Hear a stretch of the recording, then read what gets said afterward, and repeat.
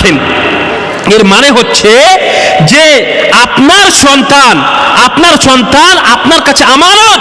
এই সম্পর্কে আল্লাহ তাআলা আপনাকে অবশ্যই জিজ্ঞেস করবেন যে আপনি তাকে দ্বীনি শিক্ষায় সুশিক্ষিত করেছেন না করেননি। আপনার ছেলেকে আপনি ডাক্তার বানান, ইঞ্জিনিয়ার বানান, আইএস বানান, আইপিএস বানান, কোনো সমস্যা নেই, কিন্তু দ্বীন থেকে বঞ্চিত করে নয়, তাকে দ্বীনি শিক্ষা অবশ্যই দেন। তার জন্য প্রথমে আপনি এই আল জামিয়া আল আরাবিয়া সালাফিয়া এখানে আপনি ক্লাস 8 পর্যন্ত পড়ান, যেখানে আপনার ছেলে দ্বীনও শিখবে দুনিয়াও শিখবে। তারপরে আপনি প্রাথমিক জ্ঞান অর্জন করার পরে আপনি তাকে ডাক্তার বানান, ইঞ্জিনিয়ার বানান, কোনো সমস্যা নেই। আল্লাহ তাআলা আপনাকে অবশ্যই জিজ্ঞাসাবাদ করবেন। সম্মানীয় উপস্থিতি, আমি আর 2 মিনিট কথা বলে আমার বক্তব্য শেষ করব ইনশাআল্লাহ। সেটা হচ্ছে মা বোনেরা, আপনারা হচ্ছেন আমাদের সমাজের মূল সম্পদ। আপনারা আমাদের সমাজের মূল সম্পদ। শুনে রাখুন, আমাদের মুসলিম সমাজ অত্যন্ত পদতলিত। এখন যদি আমি আপনাকে জিজ্ঞেস করি, তাহলে প্রত্যেকটা বাড়িতে ফিতনা, মহিলাদের ফিতনা, স্কুলে পাঠাচ্ছি সেখানে ফিতনা, মার্কেটে যাচ্ছে সেখানে ফিতনা, বাড়ি থেকে বের হচ্ছে সেখানে ফিতনা, মা বোনদের ফিতনার শেষ নেই। এর দায়িত্ব কিন্তু আল্লাহ রাব্বুল আলামিন আপনাকে দিয়েছিলেন। আলা কুল্লুকুম রাঈন ওয়া কুল্লুকুম মাসউলুন আন রাইয়াতি। ভালো করে কান খুলে শুনলেন, আল্লাহ তাআলা আপনাদেরকে দায়িত্বশীল বানিয়েছেন এবং আপনাকে, প্রত্যেকটা মানুষকে তার নিজের দায়িত্ব সম্পর্কে জিজ্ঞাসাবাদ করবেন। এবং মা বোনেরা যে পর্দানাশী হচ্ছে না, মা বোনেরা বাড়ি থেকে বেপর্দা হয়ে বের হচ্ছে, এর কারণ হচ্ছে আপনারাই।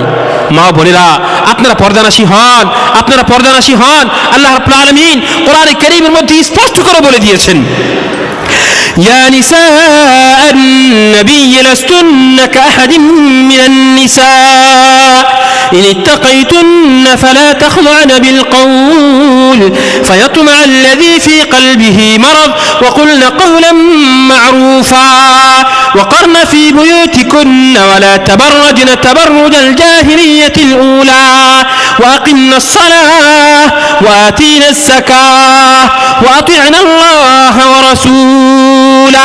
দেখেন আল্লাহ রাব্বুল আলামিন নবী সাল্লাল্লাহু আলাইহি ওয়াসাল্লামের স্ত্রী যাদের সম্পর্কে আমরা কেউ ধারণা করতে পারবো গো?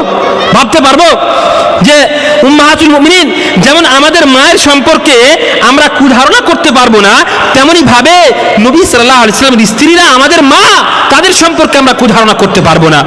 সুতরাং সাহাবায়ে কেরাম যাদের সম্পর্কে আল্লাহ রাব্বুল আলামিন জান্নাতের সুসংবাদ দিয়েছেন, সেই সাহাবায়ে কেরামদের উপস্থিতিতে আল্লাহ তাআলা নবী সাল্লাল্লাহু আলাইহি ওয়াসাল্লাম স্ত্রীগণদেরকে বলছেন, ইয়া নিসাআন নবী লাস্তুন্না কাহাদিম মিনান নিসা।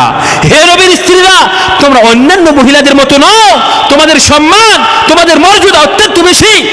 তোমাদের ভিতরে যদি আল্লাহর ভয় থাকে, তাহলে খবরদার পরপুরুষের সঙ্গে কথা বলার সময় নরম করে কথা বলবে না। ফালা তাখযা'না বিল কওল, খবরদার নরম করে কথা বলবে না।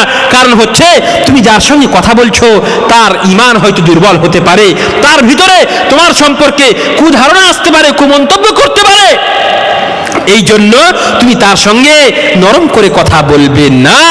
আর আল্লাহ তাআলা বলছেন, ওয়াকারনা ফি বুয়ুতিকুন্না ওয়ালা তাবাররাজনা তাবাররুজাল জাহিলিয়াতিল উলা। ভাই বোনেরা, ভাই বাবা জীবন শুনেন, মা বোনদেরকে আল্লাহ তাআলা আপনাদের মাথার তাজ বানিয়েছেন গো, আপনাদের সম্মান বানিয়েছেন। তাদেরকে আল্লাহ তাআলা এই জন্য সৃষ্টি করেননি যে তারা চাকরি করতে যাবে, তারা ব্যবসা বাণিজ্য করতে যাবে, আর তারা ইনকাম করবে, আর আপনি বাড়িতে পা ঝুলিয়ে খাবেন। এই জন্য আল্লাহ তাআলা মা বোনদেরকে সৃষ্টি করেননি। হ্যাঁ, তারা ব্যবসা বাণিজ্য করতে পারে প্রয়োজন পড়লে পর্দার সহিত। ইসলামে যেভাবে তাদেরকে অধিকার দিয়েছে, যে নিয়ম বলে দিয়েছে, সেই নিয়ম অনুযায়ী তারা নিজের কাজ করতে পারে। তাদেরকে ইসলাম সীমাবদ্ধ করে দেয়নি, তাদেরকে ইসলাম জেলখানাতে ভরে দেয়নি, কিন্তু তাদের জন্য সম্মানের বিষয় হচ্ছে তারা বাড়িতেই থাকবে এবং আপনি তার সম্মান করবেন, তার যাবতীয় প্রয়োজনীয় জিনিস আপনি তাকে নিয়ে এসে দেবেন। এই হচ্ছে তার সম্মান। মা বোনেরা, আল্লাহ রাব্বুল আলামিন কোরআনে কারীমের মধ্যে বললেন, ইয়া আইয়ুহান নবী কুল লিআজওয়াজিকা ওয়া বানাতিকা ওয়া নিসাইল মুমিনিন ইউদনিনা আলাইহিন্না মিন জালাবিবিহিন।